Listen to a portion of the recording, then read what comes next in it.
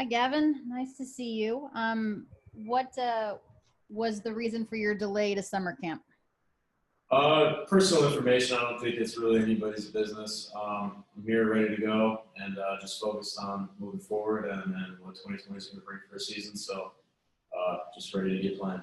Okay, so how did you get ready for the season? What were you doing in this COVID period to make sure that you were where you needed to be? Yeah, I was actually in Wisconsin. A couple Brewers guys stayed around. There's a lot of minor league, a couple guys, big league guys in the Chicago, Milwaukee area that I got to work out with and do some live BPs and stuff. So I was able to stay ready baseball that way with my uncle throwing me BP and doing everything I need ground ball wise, and that was really about it. You had mentioned that you would strive and are striving to be Rookie of the Year, considering you still have that status, obviously, from when you came up last year. What would that mean for you to achieve that honor, and how do you intend on making that happen? Yeah, I mean, obviously it's a huge honor. There's a lot of really good baseball players in this game that are young or rookies or whatever it may be.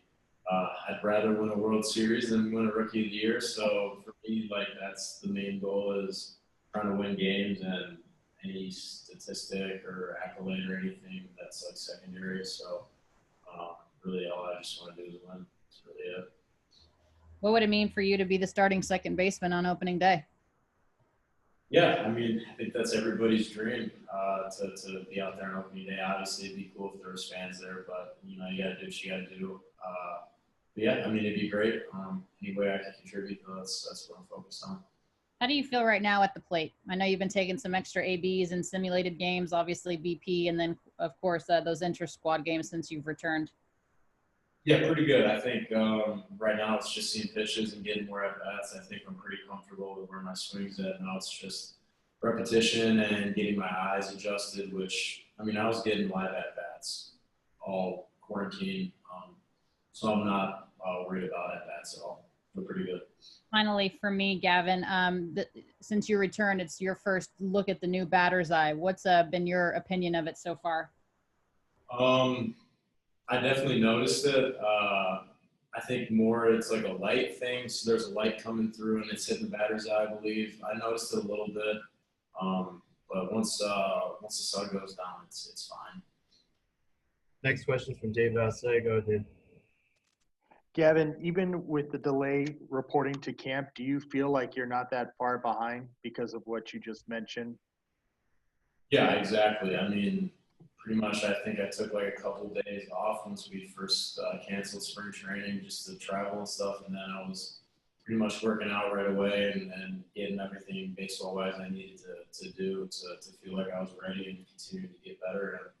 And so, yeah, I feel like I'm ready to go. You know, like I showed up ready to go. How much do you rely on video to get ready for a game? And with that not being what it used to be, how will that affect you? Yeah, absolutely. I think for me, I crush video. I try to break down pitchers, bullpens, what they're doing, what the pitches look like, and even during games, going in there and watching your previous at-bats, seeing where the catcher is set up, stuff like that. I mean, that's a tool that I definitely try to utilize, and I know a lot of guys do, so it'll be a little bit of an adjustment. A significant one that will affect you, or do you feel like you'll be able to adapt? I think I'll be all right. I always kind of go for feel over what's actually happening anyways, but it is always nice to see what the pitcher's doing. So I think it will affect you, obviously, but, you know, got to find a way around it. Thank you. Yep. Next question is from Bill Plunkett. Go ahead, Bill. Hey, Gavin. There's a lot of talk around the league about the protocols in place and the things that are being done to try and, you know, keep everybody healthy and safe. How comfortable are you with what you've had to go through?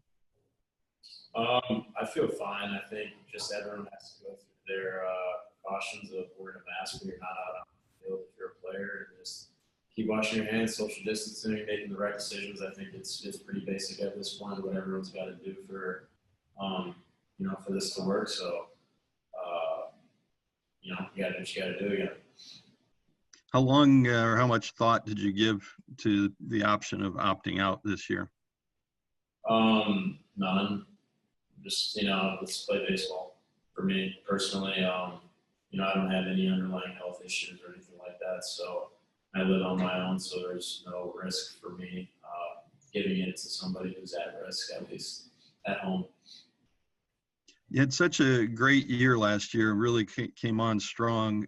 Do you feel any loss of momentum in the way this year has gone, the disjointed preseason to it?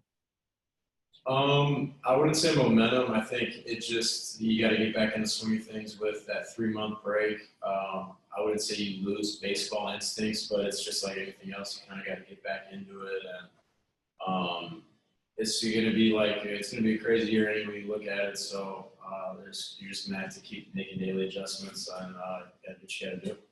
Keep saying that, but it's true. Thanks. Next question from Edith Noriega. Go ahead, Edith.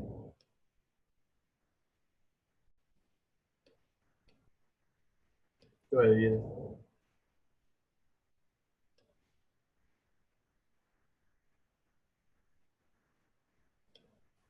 Can you hear me, Gavin? Yep, gotcha.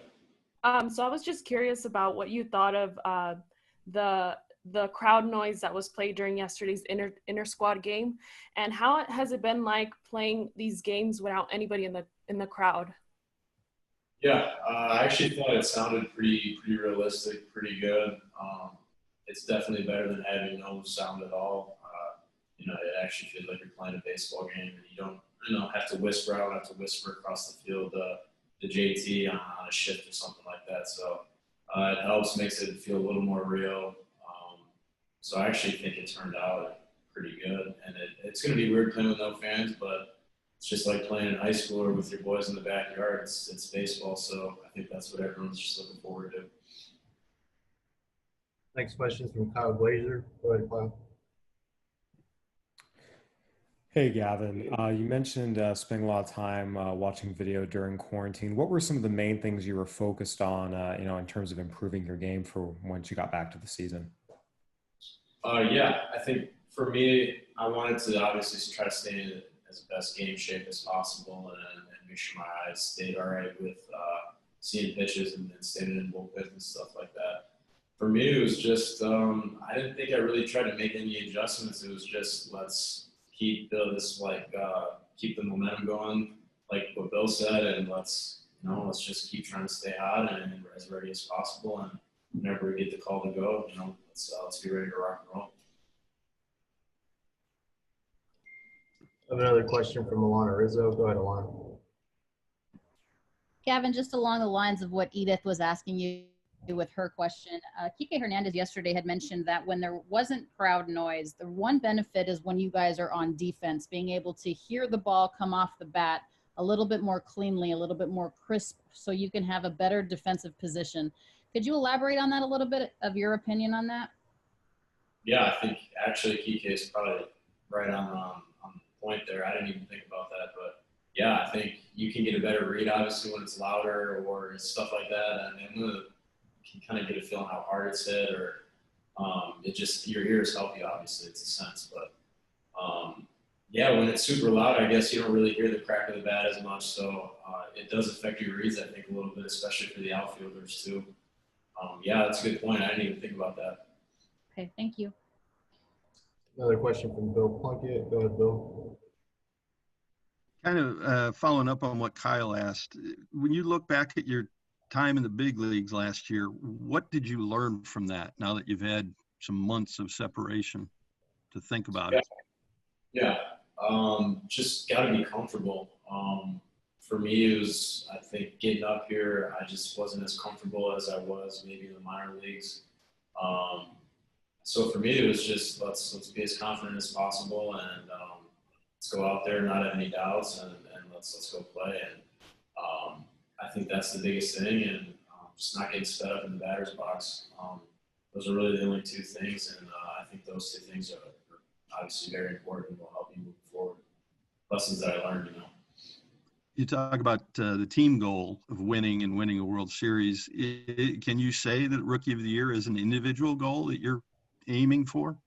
Yeah, obviously, I think, I'd be lying if I said it wasn't, but it's not number one. Thanks. Yep.